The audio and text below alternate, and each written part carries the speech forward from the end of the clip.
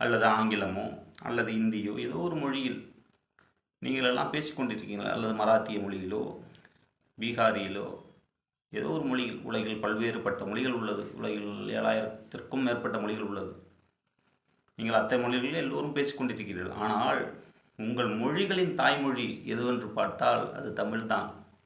தமிழ்தான் உலக மொழிகளின் தாய்மொழி.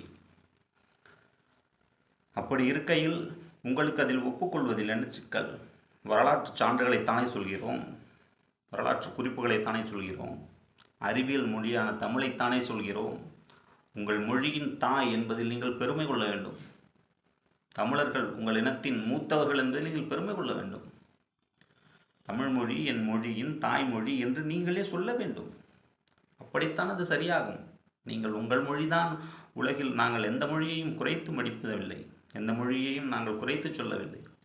எங்கள் மொழியிலிருந்து தங்கள் மொழி உருவானது என்று தான் சொல்கிறோம். இதில் என்ன உங்களுக்கு சிக்கல்? நீங்கள் பெருமையாக ஒப்புக்கொள்ள வேண்டிய விடயம்.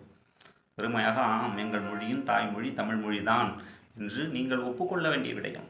உங்களுக்கு ஏன் இவ்வளவு அதில் சிக்கல் இருக்கிறது? ஒருவேளை உங்களுடைய அரசியலுக்காக, உங்களுடைய அரசியல் சுயலாபத்திற்காக நீங்கள் சொல்லலாம். அப்படி இருந்தாலும் அது தவறுதானே. சரியை சரியென்று ஒப்புக்கொள்ளும் மனநிலை இல்லாத நீங்கள் என்ன முதல்வராக இருந்து என்ன பயன்? தமிழே உலகின் ஆதி மொழி, தமிழே உலகின் முதல் மொழி, தமிழே உலக மொழிகளின் தாய்மொழி. இதில் எந்த மாற்று கருத்தும் இல்லை. உலக மானுடர்கள், உலக தொல்லியல் ஆய்வாளர்கள், உலக மொழியியல் ஆய்வறிஞர்கள் அனைவரும் ஒப்புக்கொண்ட விடயம். தமிழ்தான் உலகின் தொன்மையான மொழி, தமிழ்தான் உலகின் மூத்த மொழி, தமிழ்தான் உலகின் ஆதிமொழி என்பதை உலகில் உள்ள பல்வேறு மொழியியல் ஆய்வறிஞர்கள் ஒப்புக்கொண்ட விடயம். இதில் ஏன் உங்களுக்கு சிக்கல்? ஏன் இதில் உங்களுக்கு இவ்வளவு வன்மம்? ஆம், தமிழ்நாட்டு பாடநூலிலே அப்படித்தானே இருக்கிறது. மூல திராவிட மொழி என்று ஒன்று இருந்ததாம். அதிலிருந்து அதன் கூறுகளை அப்படியே தமிழ் தாங்கிக் கொண்டு இருக்கிறதாம். அப்படியெல்லாம் எழுதி கொண்டிருக்கிறார்கள். திராவிட மொழி குடும்பம் என்ற ஒன்றே கிடையாது.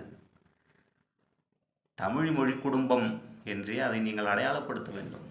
தமிழ்தான் அனைத்து மொழிகளின் தாய் என்பதை நீங்கள் அடையாளப்படுத்த வேண்டும். அதை விட்டுவிட்டு தென் திராவிடம் என்று ஒன்று இருந்ததாம், நடுத்திராவிடம் என்று ஒன்று இருந்ததாம், வட திராவிடம் ஒன்று இருந்ததாம், மூல திராவிடம் புரோட்டோ திராவிடன் என்று ஒன்று இருந்ததாம்.